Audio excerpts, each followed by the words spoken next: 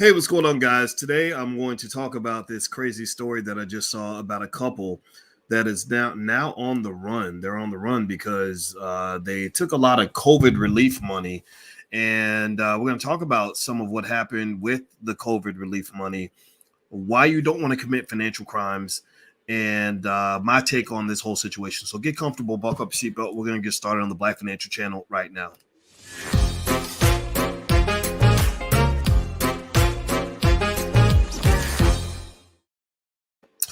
Hey, what's going on, guys? Welcome to the Black Financial Channel. That's theblackfinancialchannel.com. My name is Dr. Boyce Watkins. I'm your friendly neighborhood finance professor. On the Black Financial Channel, we talk about Black economics and Black wealth every day, sometimes as much as 10 times a day, under one condition. The condition is that you must be Black first. Black first means we put our community first. Be one also means that we understand we must be one to be successful. B1 also means that we will be number one when it comes to putting our kids ahead of the curve when it comes to economics and everything in between. So if you agree with that philosophy, put a hashtag B and the number one in the chat. Put the hashtag B and one in the chat. So I want to talk to you guys about this crazy story that I was just reading, and it struck a chord with me because I think that it gives us an opportunity to talk about all the financial things that were done wrong during the pandemic. And this story, Andrea and Black Raza and Takesha, it has to do with this couple. The couple's actually white. They're not even Black people, but I thought the story was really interesting because I think it kind of gives us a chance to really talk about how money's viewed in America, how financial crimes are viewed in America, and everything else. Now, this story involves a couple, and the couple's name is Richard Ayvazyan and his wife, Marietta Terabelian. So they don't sound American, but then again, I don't know what an American name sounds like. There's a lot of immigrants here. And apparently, they allegedly basically took a bunch of COVID relief money and ran off and literally abandoned their three kids. They had three teenage kids and they abandoned their kids because they have both been sentenced for these federal financial crimes. And I'm gonna read a little bit from CNN about this story, and then I'll kind of give you the Dr. Boyce breakdown on this. It says Richard and his wife Marietta, I told you guys know I can't pronounce their last names, were facing prison for their role in a massive COVID relief fraud scheme when they cut off their electronic tracking bracelets and fled their California home, abandoning their three teenage children.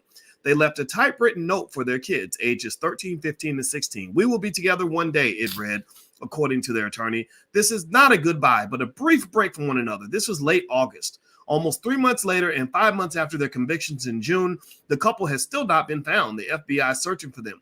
That didn't stop a judge this week from sentencing the couple in absentia to 6 years in prison, to 17 and 6 years in prison, respectively. So I think the husband got 17 years, the wife got 6. Prosecutors said that they and others carried out a scheme to steal more than $20 million in relief funds intended for small businesses during the pandemic. Quote, "The defendants used the COVID-19 crisis to steal millions of dollars in much-needed government aid intended for people and businesses suffering from the economic effects of the worst pandemic in a century." So there we go.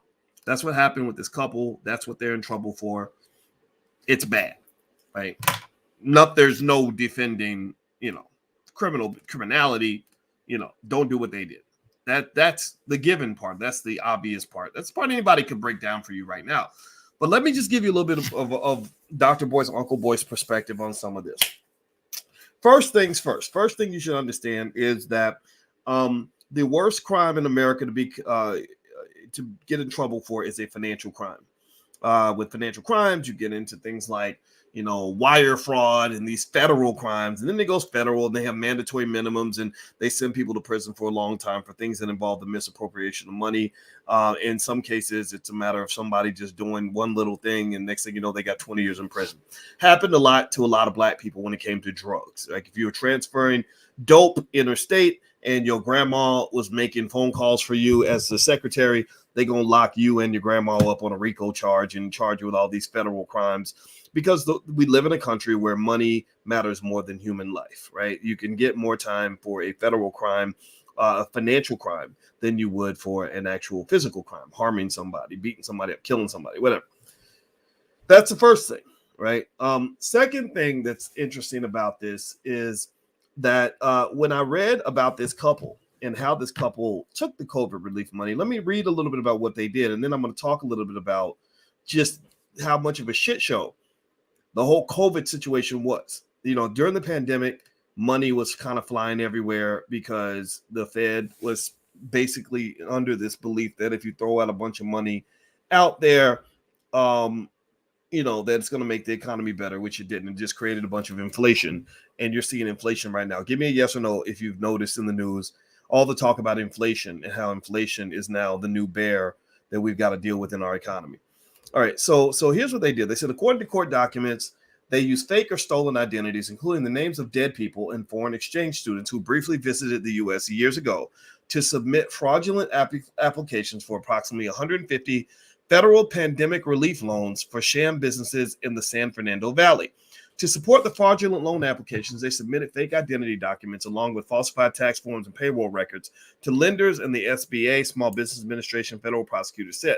The couple, along with Ayvazyan's brother and 5 co-conspirators, used the money to buy mansions in 3 Southern California cities, Tarzana, Glendale, and Palm Desert, along with gold coins, diamonds, furniture, luxury watches, and a Harley-Davidson motorcycle, prosecutors said. When they were convicted, they had to forfeit 3 houses and the luxury items along with bank accounts and approximately $450,000 in cash. When our nation was at its most vulnerable, these individuals thought only by lining their own pockets, et cetera, et cetera, et cetera. Okay, so we can agree what they did was not legal, right? You shouldn't go fill out loan applications with the names of dead people, right? Obviously. Here's what I think is interesting, though. This particular situation reminds me of when you had that riot at the Capitol, right? When all those Trump supporting hillbillies decided to show up at the Capitol building and run up on the Capitol building, and crazy things happened because of that. I didn't see that whole incident the way a lot of people saw it.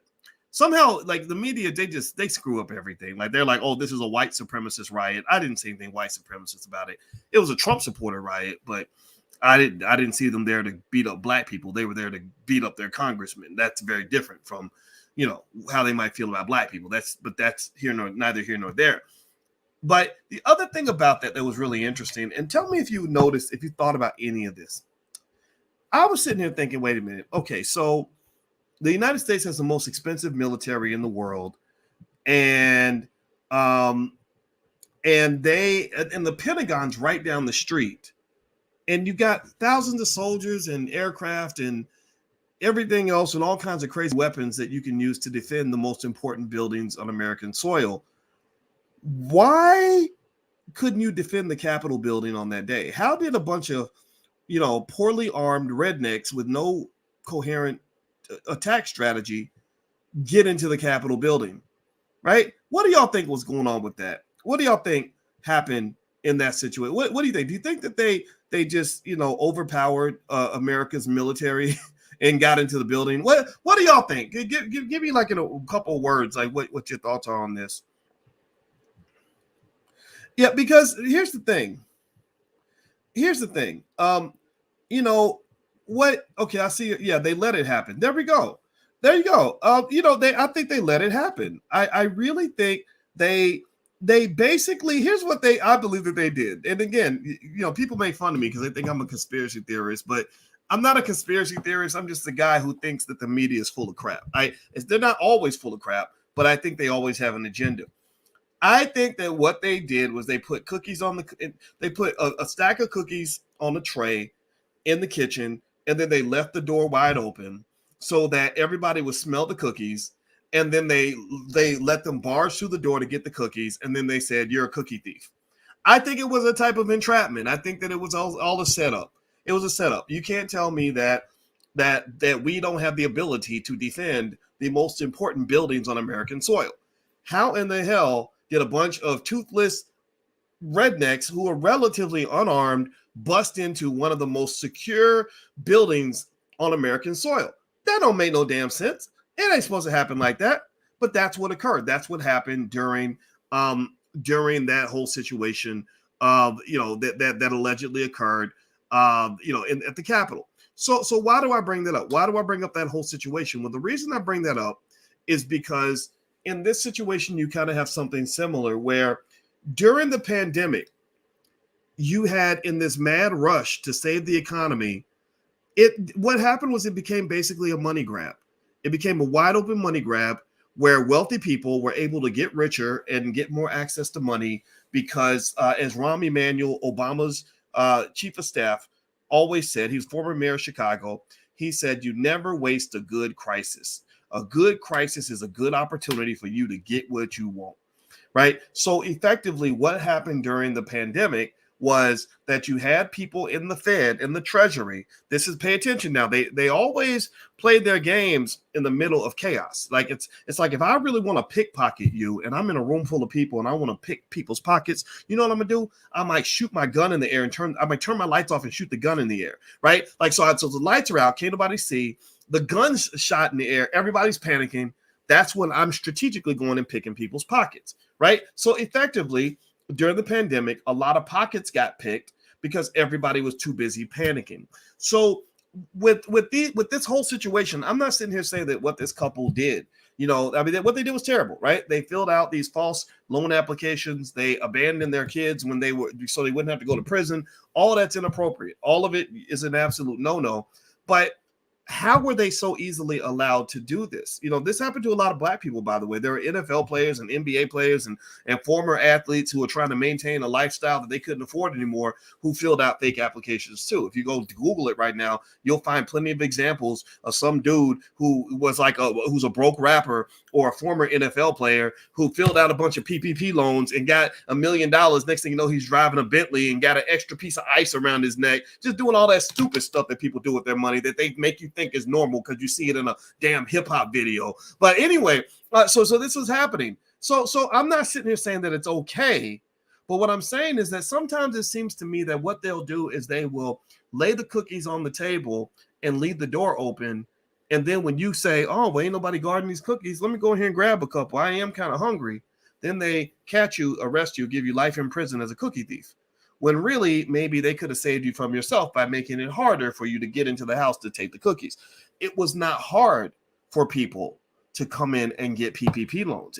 They gave the impression that they weren't going to call any fouls on this. They gave the impression that they weren't going to press charges on anybody, right? They were like, "Hey, just fill out the application. Well, here's your money," right? And then what happens is, and this happened during the mortgage fraud situation or mortgage crisis, before that happened, if anybody was in the mortgage lending industry, you'll know around 2005, it was ridiculously easy to get a loan. Like ridiculously easy. They were literally making it rain like Drake at a strip club. They were making it rain where you literally could go and fill out a loan application with the name of your dog with no income and get like a $300,000 loan. So it was a honey trap. Thank you, Mag. That's a great term. I like that. It was a honey trap.